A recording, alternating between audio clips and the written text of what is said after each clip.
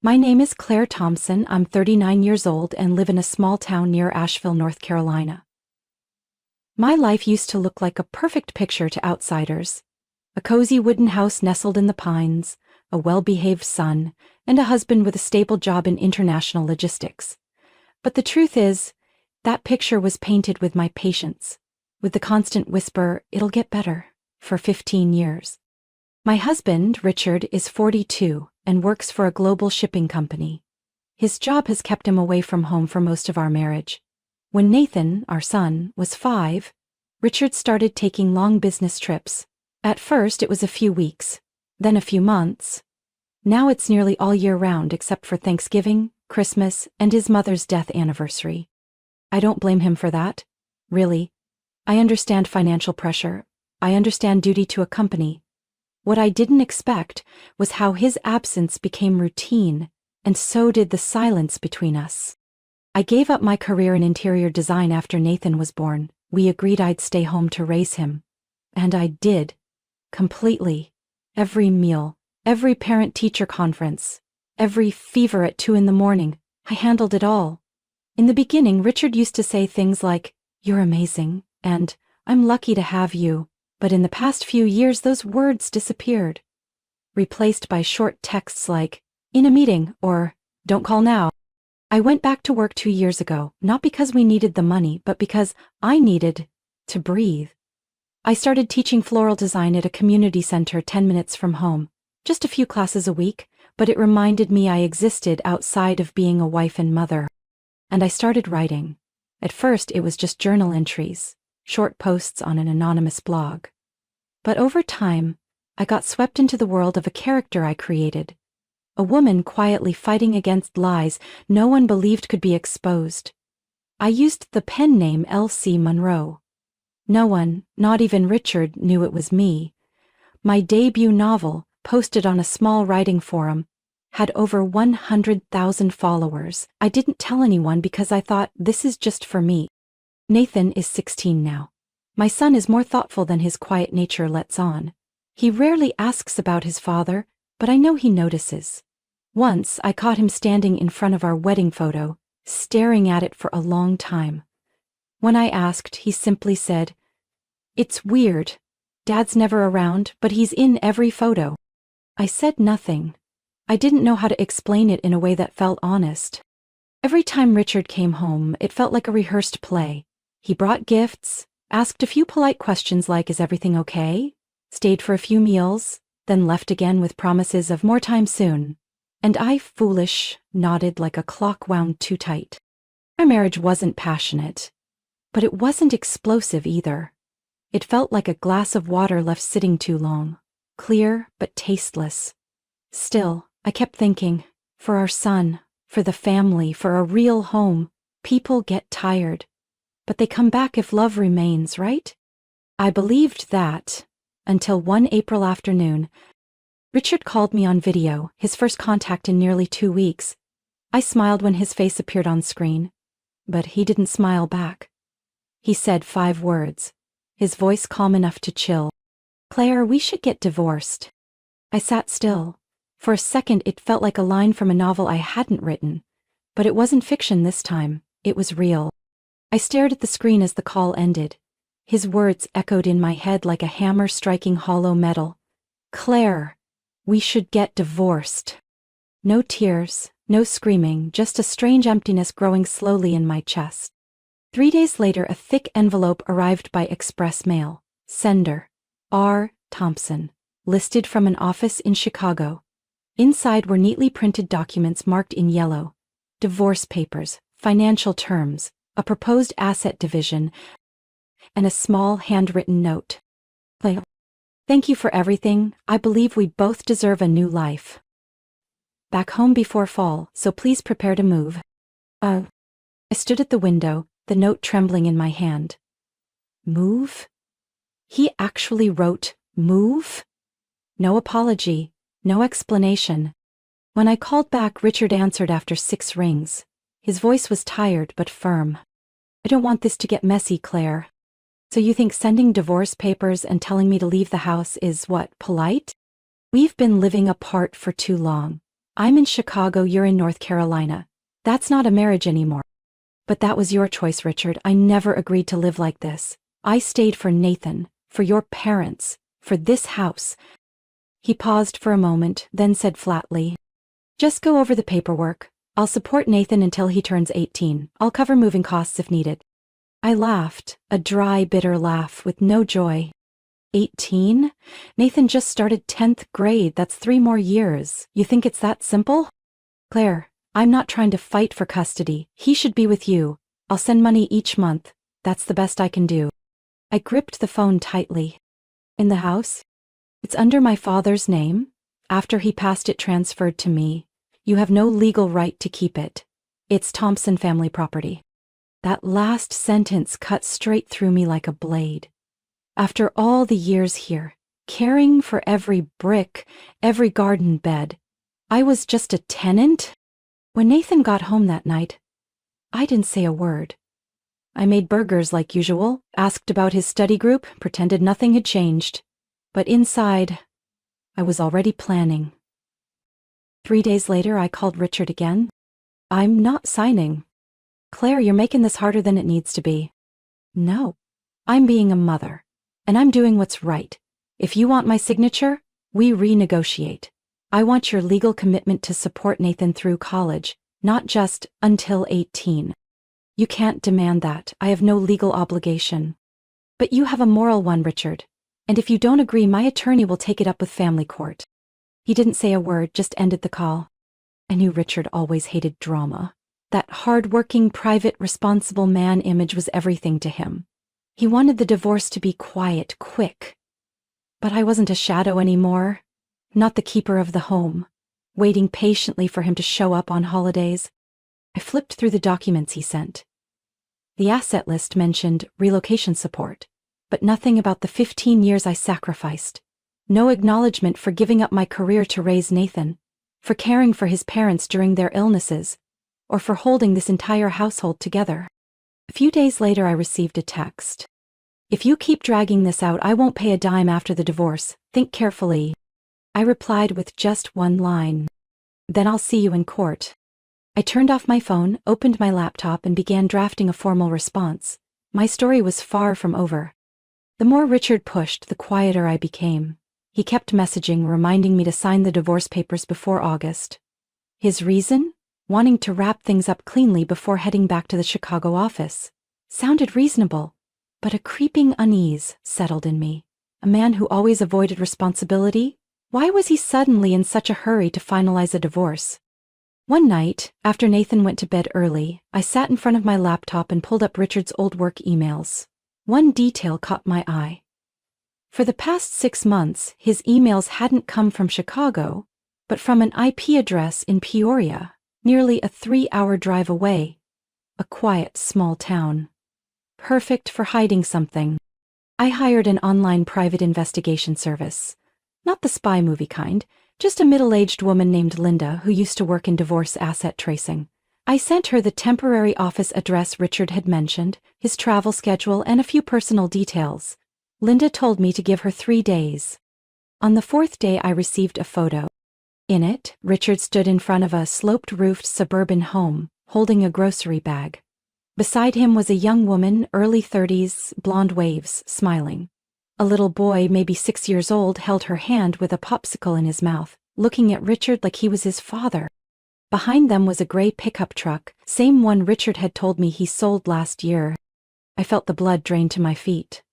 Not because he cheated, because he had been living another life while still calling me his wife.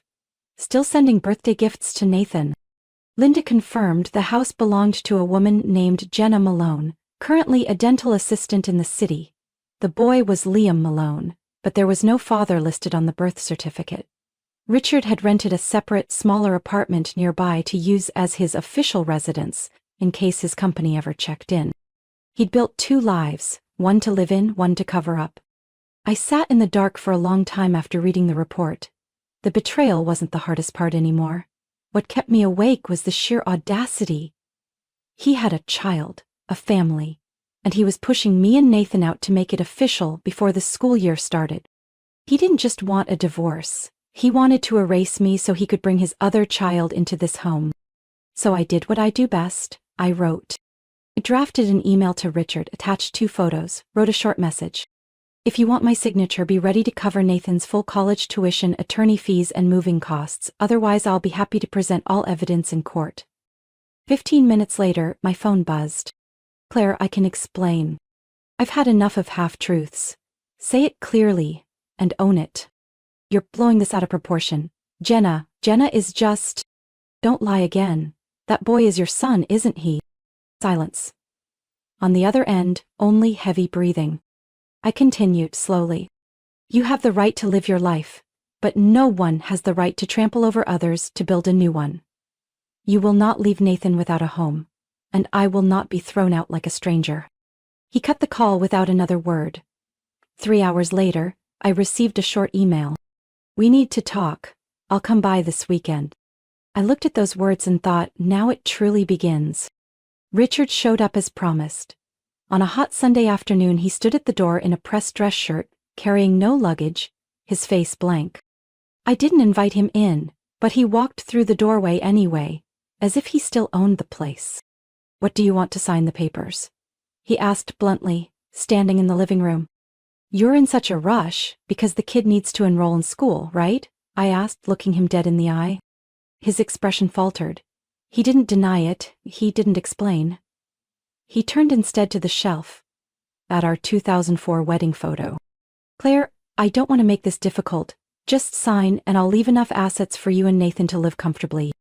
Thanks, but I don't need you to leave behind anything. I just want the truth to stand in the right place. I pulled a stack of documents from the drawer and placed them on the oak coffee table. Richard stared at it like it was a ticking bomb. What is that? Legal documents, including an updated deed to this house, a preliminary will from Harold Thompson, your father, and an adoption certificate. Adoption? Richard stepped back. I continued calmly. Last year, after your father had his second stroke, I was the one who took him to therapy every week. You didn't even answer his calls once during those 3 months. Richard's jaw tightened, but he said nothing. During that time, he rewrote his will. Fearing you'd try to manipulate things after his death, he had me legally adopted. This house is now under my name, granted as a living gift per his estate planning terms. I slid a certified copy in front of him. Richard grabbed it, eyes scanning each line, a vein twitching on his forehead. This is forged. Feel free to take it to court. His attorney has verified everything and I have the notarized original. If needed, the court can contact him. He's still sharp and ready to testify. Richard dropped onto the couch like the air had been sucked from his lungs. I didn't stop. As for the inheritance, after you announced the divorce, your father filed a formal petition to revoke your inheritance rights. Under North Carolina law, if approved, the remaining estate will pass directly to Nathan, his biological grandson, under intestate succession. He can't do that. He can. And he already did. His reason? My only son knowingly hid a child born out of wedlock, lived a double life, and discarded his original family like worn-out furniture. I made sure to say each word slowly, clearly, like hammering away at the false reality Richard had built for years. He bowed his head, hands clasped, chest rising unevenly. A moment later he looked up, voice hoarse.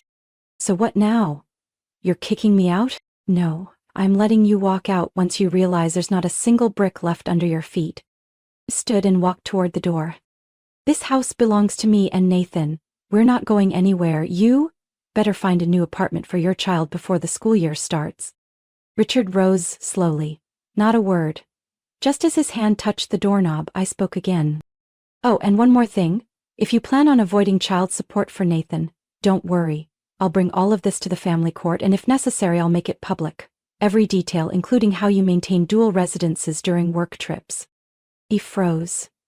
Turned around, eyes wide. You wouldn't dare. Try me. A calm expression crossed my face, not out of spite, but from the quiet power of knowing I could finally protect myself. Richard left that day, and I knew the board had turned. 3 weeks after Richard moved out, a message from Harper Literary, one of the biggest publishing houses on the East Coast, landed in my inbox. The subject line was simple: Congratulations! We are officially acquiring the adaptation rights to Ash Tree Letters for an animated series. My hands trembled slightly as I read it. My debut novel, written under the pen name C.L. Monroe, was becoming a Japanese-American anime series set for global release next spring. No one knew C.L. Monroe was me. For 3 years I had quietly uploaded chapters to an international writing platform, read every line of feedback, edited in silence, and grew alone. I never told Richard. I knew he'd dismiss it as a time-wasting hobby. But now that waste of time had earned a 6-figure licensing deal. More importantly, it brought recognition, confidence, and the proof that I was never the dependent one they imagined. On contract signing day, I brought Nathan with me. My son wore a crisp white shirt, hair neatly styled, his eyes glowing with pride. After leaving Harper's headquarters, we stopped at a little diner near the central station for dinner. As the main course was served, Nathan looked at me for a long moment and asked, "Are you gonna tell Dad?" I set my glass down, paused. "Not yet, but I think it's time." The opportunity came sooner than I thought. A week later, Richard called, the first time in over a month. His voice was no longer sharp, just low, uncertain. "Claire, I heard about Dad." Nathan spoke with him. "I didn't expect things to go this far. You should have called him sooner, not for the house, but because you're his son. But it's too late now." Silence. Then he spoke again, like he was trying to reach for something long gone. "Claire, I know I messed up, but I also know you're not just someone who stays in the kitchen like I used to think. You've always had something more. I see it in Nathan's eyes, how proud he is of you." I let out a soft laugh. "I've always been me. You just never looked closely enough." I paused, then said firmly, "I'm C.L.M. Monroe." Beat of silence, then from the other end. "What?" "The author of Ash Tree Letters, the one you asked Nathan about the other day. Who writes women that ridiculous?" "Claire, no way." "Why not?" "Because I was your wife for 15 years and in your eyes I was just a housewife who cooked, cleaned, and fulfilled her role?" I stopped. My tone was calm but steady. "I've spent the last 2 years studying family law, property rights, and civil law. Not to fight anyone, but to fully understand what I have the right to protect." "You studied for this?" For the first time, Richard's voice actually shook. "I studied so I wouldn't be a victim the day betrayal came. The divorce papers are signed, all financial terms are finalized, the assets are certified, and the entire income from the upcoming adaptations has nothing to do with you." I cut him off. "If you're calling to claim a share, don't. If you're calling to apologize, I acknowledge it, but if you're calling to come back, it's too late." Silence on the other end. I said softly, "Some things don't break from impact. They fall apart because they've been neglected for too long." That night, while Nathan was rereading the draft of my next novel, he said, "You know what? Dad told me you're a dangerous woman because you stay quiet and still leave people with no way out." I held his gaze, steady and calm. "If that's what your father thinks, then there's no need to correct him." From that moment on, I stopped fearing abandonment. I had learned how to stand on my own, through knowledge, calm strength, and the very chapters I wrote with my own hands. 2 months after Richard stepped away from our last call, I received a strange email from an address ending in @gtrlogistics.com, his workplace for over a decade. It was from Marcia Fuller, the regional HR director. The message was brief and cold. "We confirm that Mr. Richard Thompson has been officially transferred to the branch office in Rapid City, South Dakota, with a downgraded role to Tier 3. If there are any ongoing legal matters between you and Mr. Thompson, please submit all documentation to our legal department for processing, under labor compliance." I wasn't surprised, I just didn't expect things to move that fast. Through a few contacts I still had, including a former colleague of Richard's who kept in touch because she admired Mrs. Monroe's novels, I learned what had happened. After Richard pushed me to sign the divorce papers and failed, Jenna, his mistress, called his office herself, asking to verify paperwork for residency sponsorship for her and her son. That call was recorded. A few days later, an internal report was filed. Richard was cited for violating the company's ethics policy, using business travel to maintain a double life, and using his corporate housing to conceal an undeclared personal relationship. There was no termination, but the demotion, relocation, and loss of all privileges were enough to permanently erase a rising candidate from senior management's radar. I heard Jenna couldn't handle the harsher pace of life in that small city. Her son, Liam, frequently missed school due to trouble adjusting to the new environment, according to a post she quietly shared in a single-mother parenting group. Richard, once the confident man in a dark suit and Swiss watch, was now a temporary logistics analyst working in a windowless room sharing a parking lot with 7 other employees. It didn't feel triumphant, but I didn't feel sorry either. One late autumn afternoon, I received a package by express mail. No sender name. Inside was an envelope containing a bank check for $85,000 and a handwritten note that read, in stiff print, "Alimony. Don't contact me again." I laughed. A man who once thought he was clever enough to outsmart family, the law, and ethics, now had to pay to be forgotten. But the scariest thing isn't losing money, it's losing trust. I used that money to do the only thing I believed was right. I founded a scholarship named after my former mother-in-law, Evelyn Thompson, the woman who once called me the daughter I always wished I had. The scholarship is for high school girls in the state who want to study literature, education, or law. The 3 things that saved me from years of living like a shadow. As for Jenna, word has it that after growing increasingly frustrated with Richard, she started live streaming craft sales online, occasionally venting about men who say they love you but never take responsibility. When a viewer commented, "Are you sure you chose the right man?" she immediately blocked them. I have no opinion. Everyone lives with the consequences of their choices. And Jenna chose a man who once abandoned his family without hesitation. That alone says enough. Nathan is now a first-year communications major. My son has never asked about what happened between me and his father, but on his 17th birthday, when I handed him a signed copy of my book from the publisher, he simply said, "Thanks, Mom, for not giving up. Life never goes back to what it was, but it can begin a new version, if you're brave enough to end the old one properly." I'm no longer the Claire who lived in waiting. I'm a mother, a writer, and the only person who gets to define who I am. 1 year after signing the divorce papers, I stood on the 3rd-floor balcony of a historic building in Asheville's Arts District, holding a warm cup of coffee, watching people bustle below through the fiery colors of fall. This apartment isn't much bigger than our old house, but it breathes freedom. No more cold suitcases showing up on holidays, no more silent meals heavy with unspoken things. Just me, Nathan, and our own space, where everything is real, nothing is hidden or forced. After the Ash Tree Letters anime series premiered, feedback from both the US and Japan exceeded expectations. International translation rights were quickly purchased. The main character, a woman who quietly turned her life around, became a symbol shared by thousands of readers across online forums. I never appeared publicly, no press conferences, no book signings. Every interview was written through a representative. I kept the pen name C.L. Munro as a way to separate my career from my private life, and to let Claire Thompson live fully without spotlights or judgment.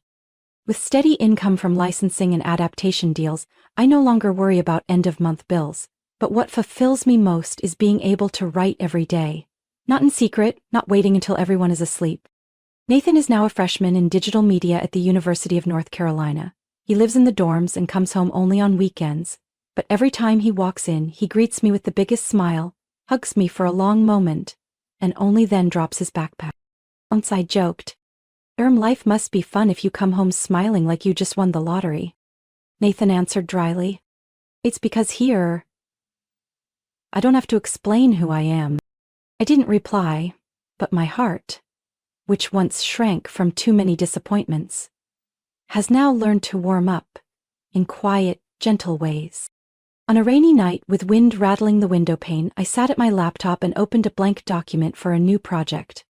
This time, the main character is a 39-year-old woman living in a small town who loves her son, loves floral design, and was once deeply betrayed.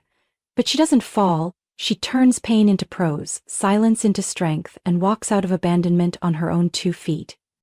I didn't name her right away. I let her walk, speak, breathe, and rediscover herself. Just like I once did.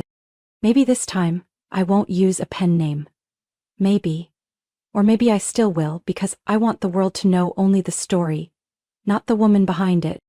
One day I received an unmarked envelope. Inside was an old photo. Me, Richard, and Nathan standing in front of our old house on some past Thanksgiving. On the back, a few shaky words were written. If I could do it again, I wish I'd been different. I folded the photo, placed it in the bottom drawer, and closed it.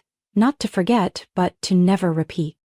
Nathan and I continue to live in peace. No drama, no need to win, just the freedom to be ourselves and to see each other clearly without distortion. In the end, I realized, freedom isn't about walking away.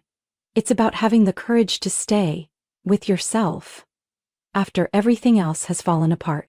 My story isn't just about leaving a broken marriage. It's about returning to who I truly am. I was once dismissed as just a stay-at-home mom, overlooked, betrayed. But I didn't fall. I stood up, learned how to protect my son, my assets, and rewrote my life, one word at a time. Today I live freely, happily, and strong enough not to need anyone else to define my worth. And I believe anyone can do the same. What do you think about Claire's choices and the ending Richard faced? Share your thoughts in the comments below, and don't forget to follow the channel for more heartfelt and powerful stories about life, family, and resilience.